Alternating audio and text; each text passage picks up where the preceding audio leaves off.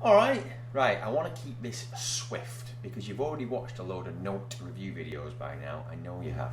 What I've found with this in the last week or so, well, there's a couple of things, and I've made a list, I'm making it, so I'm going to keep glancing over there. And I'm going to try and whip through them because what I don't want you to see is things that you've already seen, things that you already know. So I've split it into bad and good. So let's try and whip through it. And there's a couple of really irritating things, but there's a lot of good. Okay, so let's just blast through this quickly so I can do other things on my Sunday.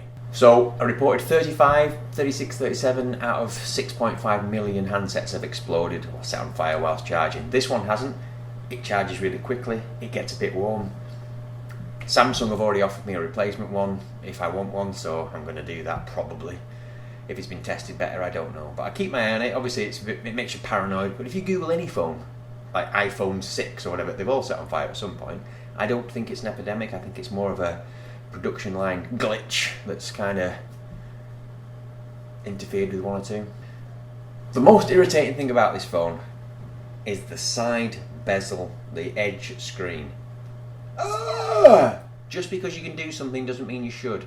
It serves no purpose other than messing your typing up. When you're lying in bed of an evening or just laid down, you kind of put your fingers at the side like this, or your hands are on the side. It's very rare that you use one hand with something this big and numb.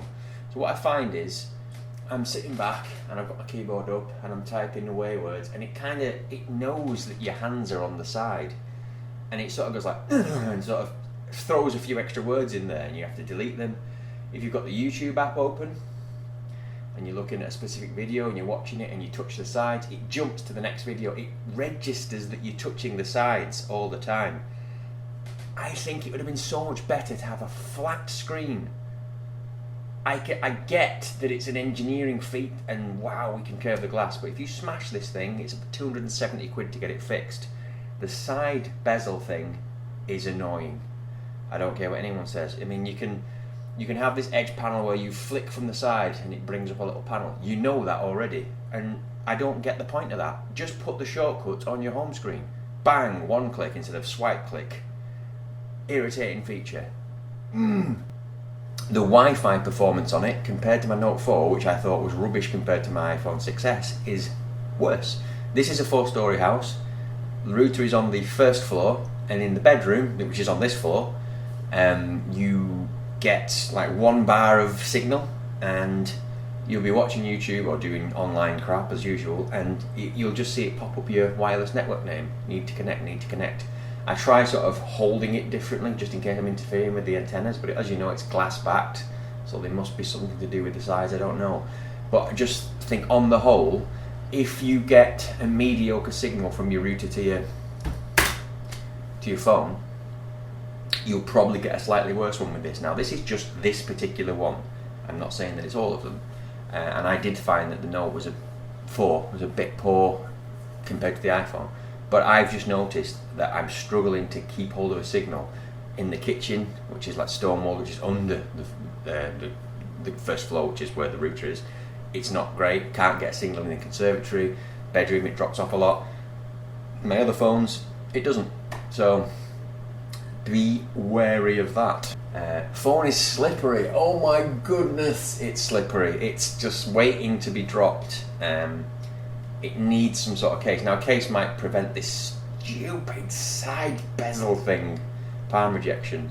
A case will probably destroy the aesthetic of it, but yeah, I mean, when I get it out of my pocket when I'm walking, I'm like, whoa, it feels slippery. Not as slippery as the iPhone 6 that I had. That felt just like it was designed to be dropped. But this one, you're going to need a case. I'm going to need a case for it. So slippery. Compared to the 4, which has like a textured back. Might get one of the skins for it or something. Edge screen doesn't add anything. I've already said that. It's garbage. Standard keyboard is still subpar. Yeah, it's alright, but it just doesn't feel as nice as SwiftKey or any of the others. I use it on some of the built-in apps, and it's alright. It's better than the previous ones, but it's still not amazing. But again, that doesn't matter. You can change that. Just made a note of it. Palm rejection is a pain. Yes, it is a pain. It's horrible because you are always, even now, I'm touching the screen on both sides.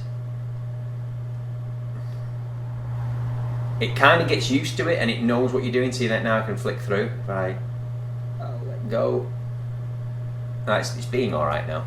But yeah, trust me, you will notice it. If you've had a previous Note without this curved screen, you'll definitely notice it. So let's get on to the good stuff. I really want to get through this quickly. Sorry I'm taking so long. Battery life is fantastic. And beat the crap out of it, and it's about 30% at the end of the day. It's really, really good. Obviously, new phones, the battery cycles are better. It's a 3,500 milliamp hour, as you already know, but it's good. It seems to be optimized. It seems to work and last you the day. Yes, you need to charge it at the end of the day. If you use it very lightly, you're not going to get one of these phones. You're not going to get a phablet, flagship, are you? If you're not going to use it hardly. If you're going to use it as much as me or more, play games or whatever, it will get you through the day.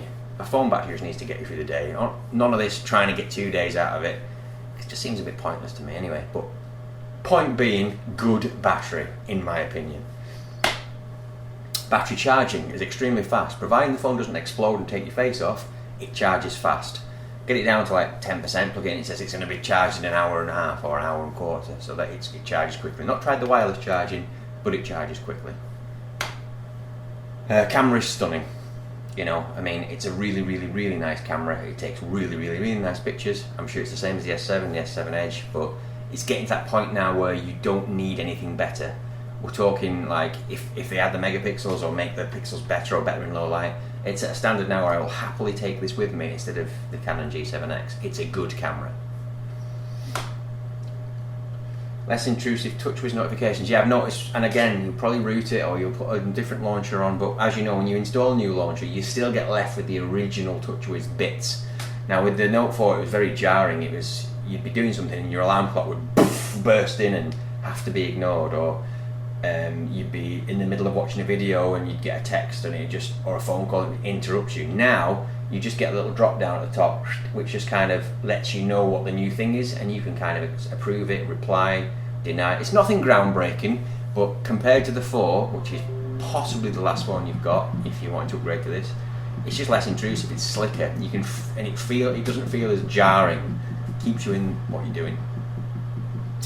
VR is stunning. Requires headset. That's something else, but again, I'm going to review that separately. But if you've ever thought that that's a bit rubbish, it's not. It's a lot of fun. I don't know how the long life of it will be. I've watched one film in Netflix, and there is a slight issue with something that does, which again is reserved for another video. But point being, if you've not tried the VR with the Samsungs, give it a try. Go into the shop, put the headset on. I think you'll be impressed with it.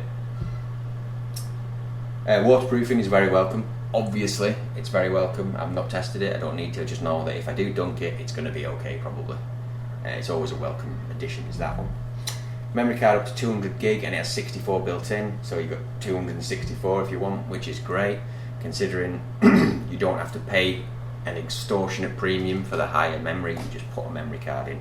Main reason I didn't upgrade to the 5, probably the main reason you didn't upgrade to the 5 was because you couldn't upgrade the memory.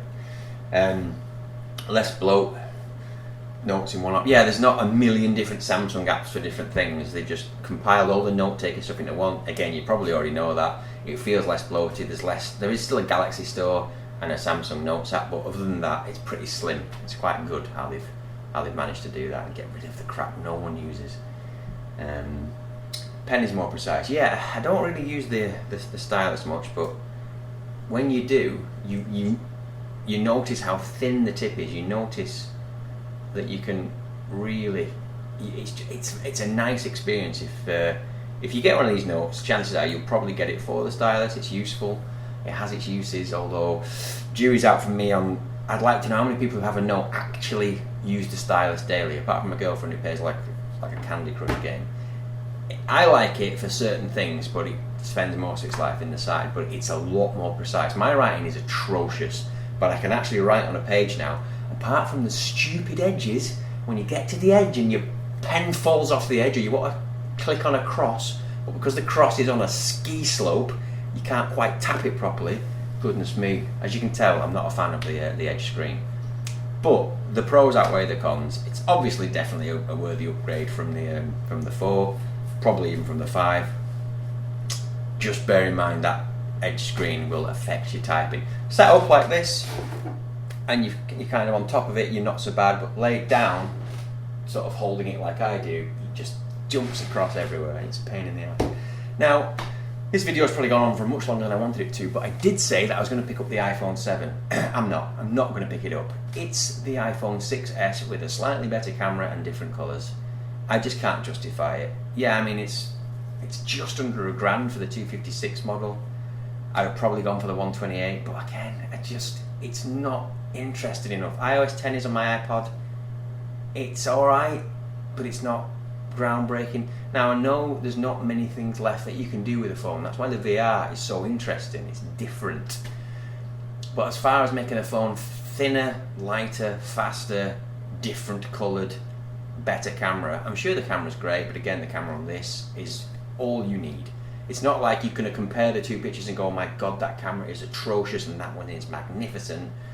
I imagine the iPhone camera's probably better, but this one is good enough. If you're in the market for a phablet, this is a bigger screen with a smaller footprint. It's got all the whistles and bells. It's got the waterproofing. It's got the stylus as well. It's got the VR option. It's got the memory card.